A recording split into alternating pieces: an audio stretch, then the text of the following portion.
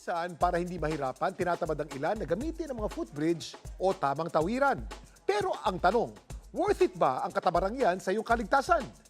Yan ang kwentong kalye ni JM Encinas. JM? Kuya Kim, dumarami ang kaso ng aksidente dahil sa jaywalking. Kaya naman mungkahi ng Department of Interior and Local Government o DILG, itaas ang multa at parusa sa mga pasaway na tumatawid sa maling tawiran.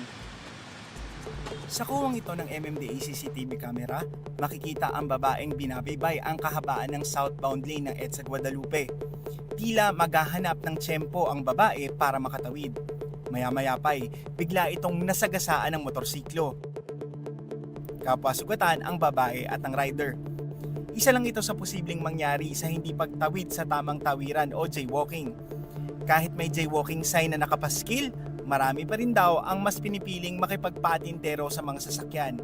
Ganito raw ang kalimitang sitwasyon sa EDSA at C5 dahil sa malalayo at matataas na footbridge. Kasi yung mga tumatawid yung iba kasi nahihirapan, di ba? Di ba mataas ang akyatan. Kaya ganon. Yung iba kasi yan tumatawid para madali sila makatawid.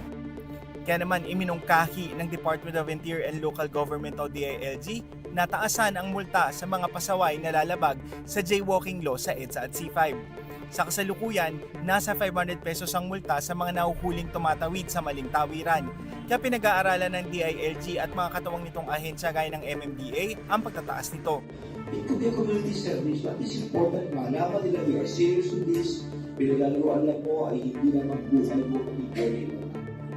Sa tala ng MMDA Accident Reporting and Analysis System, nasa 3,161 ang mga na-aksidenteng pedestrian noong nakaraang taon, habang nasa mahigit 2,200 naman ang recorded pedestrian accident mula Enero hanggang Agosto ngayong taon. Sa gabi raw madalas nangyayari ang paglabag sa batas lansangan, kaya pinag-aaralan din ng MMDA na i-extend ang duty ng kanilang traffic enforcer.